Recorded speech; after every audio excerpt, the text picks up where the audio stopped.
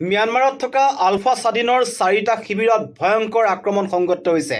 ভাৰতীয় সেনাই এই ভয়ংকৰ আক্ৰমণ সংঘটিত কৰাৰ সন্দেহ কৰা হৈছে।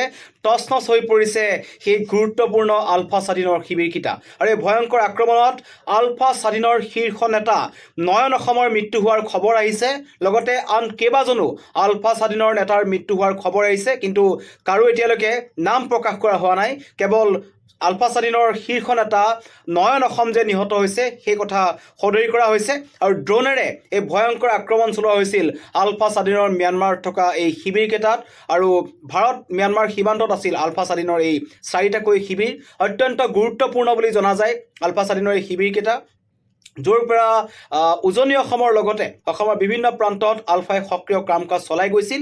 আৰু সেই কেম্পকেইটাত বহুকেইজন আলফা স্বাধীনৰ কেডাৰ আছিল বুলি কোৱা হৈছে। বহুকেইজনৰ মৃত্যু হৈছে আৰু বহু সংখ্যক আলফা কেডাৰ গুৰুতৰভাৱে আহত হৈছে। আৰু ভাৰতীয় সেনাই অতি ঘাট লগাই এই আক্ৰমণ কৰিছিল বুলি কোৱা হৈছে। আৰু ইয়াৰ আগতে মণিপুৰৰ বিদ্ৰোহী সংগঠন PLAৰ কেম্পতো আক্ৰমণ চলোৱা হৈছিল। ভাৰতীয় সেনাই এই আক্ৰমণ চলাইছে বুলি কোৱা হৈছে, কিন্তু ভাৰতৰ দিশৰ পৰা বা ভাৰতীয় সেনাৰ ফালৰ পৰা এতিয়ালৈকে কোনো ধৰণৰ তথ্য প্ৰকাশ কৰা হোৱা নাই।